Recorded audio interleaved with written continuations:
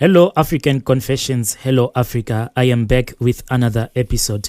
There is a message that I want to share with you guys. The message reads like this. Dear African Confessions, please post this for me, and may I please remain anonymous. A few years back, I went to this other lady after I had been so unfortunate in life. When I say unfortunate, I mean that I am a farmer, and whenever I would grow my plants, something terrible would just happen to me, such as a natural disaster or something funny will just happen to me. Let's say if I were to plant cabbages in my fields. So from planting those cabbages and even taking care of those cabbages, everything will be going according to plan. But when it is time for me to start harvesting those cabbages, something will just happen, something out of the ordinary, like insects will just invade into my farm, then they will eat or damage the plants. Sometimes I would go and speak with other farmers concerning what would be happening to my crops, but I would find out that only my plants will be affected.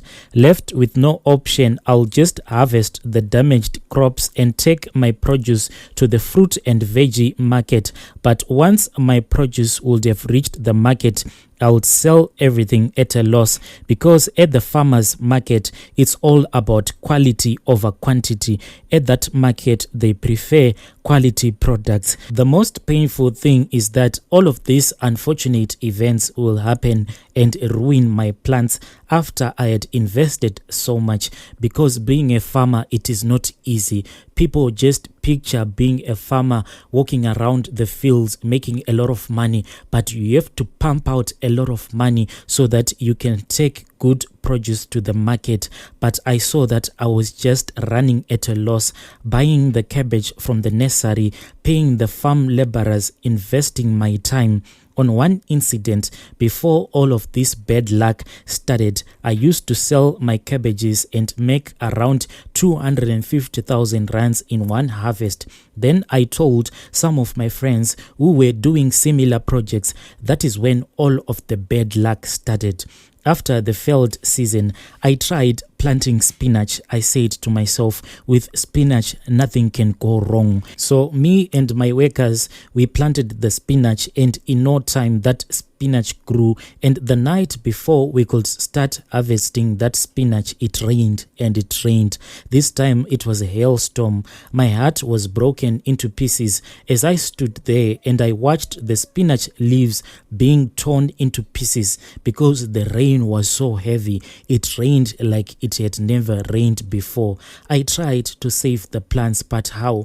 I only managed to cover a small portion with one big plastic tent, and the rest of the spinach was shredded into pieces. This was more than 90 days of waiting for the project to pay back. I gave up. Yes, I had given up, and I strongly believed that I was bewitched. With everything that was happening in my life, I had to believe that there was someone who was behind all of this, because all of this bad luck on one person, it was just unheard of. So I went out and I did it in secret. I didn't even inform my wife on what I wanted to do. I personally looked for help from a spiritual leader, and this lady was a witch doctor who told me that she had a way to connect me with my ancestors. She said to me, these roots that I have given you, these roots are in this container that I have given you. You have to take this container, go back to your farm and take this container and plant this container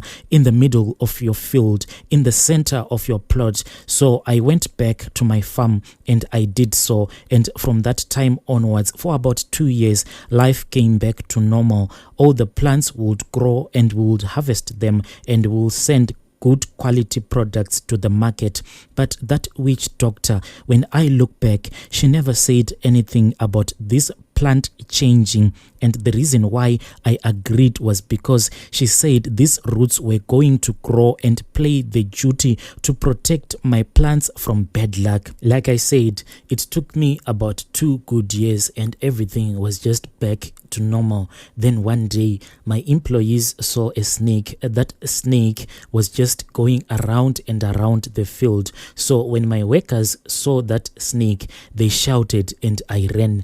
As I approached, I saw the snake. Yes, that snake was very big. That snake was not scared of anyone. That snake looked me straight into my eyes. So I took a stick and I tried to kill that snake. But what surprised me was that snake was not scared of me, even though I was holding a very big stick. That snake actually charged towards me, and we all ran into different directions. I had never been so fearful in my life. The first thing that came to my mind was maybe the bad luck was now back in my life. So I ran to that place that I had planted, that container that had roots inside it, that container that I had been given by that witch doctor. The plant had grown so much big, but on this day it had withered away, it had died. I couldn't sleep on that night.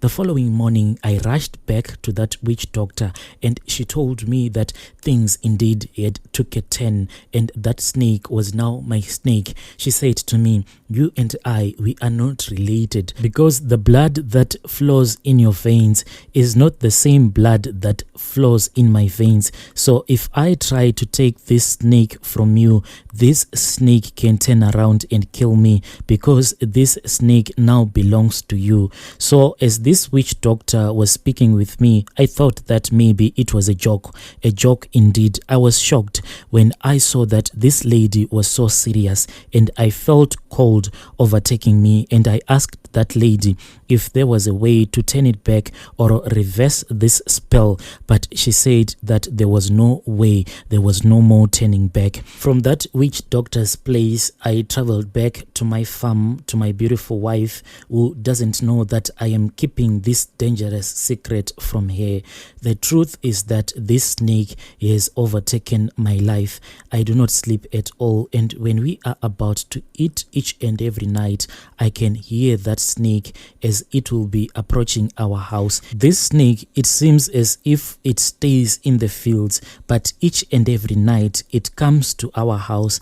It is only me that hears this snake as it will be climbing up the wall, and as it will be climbing up the wall, when it reaches on top of the roof, it starts to make weird sounds on top of the roof, and this happens each and every day.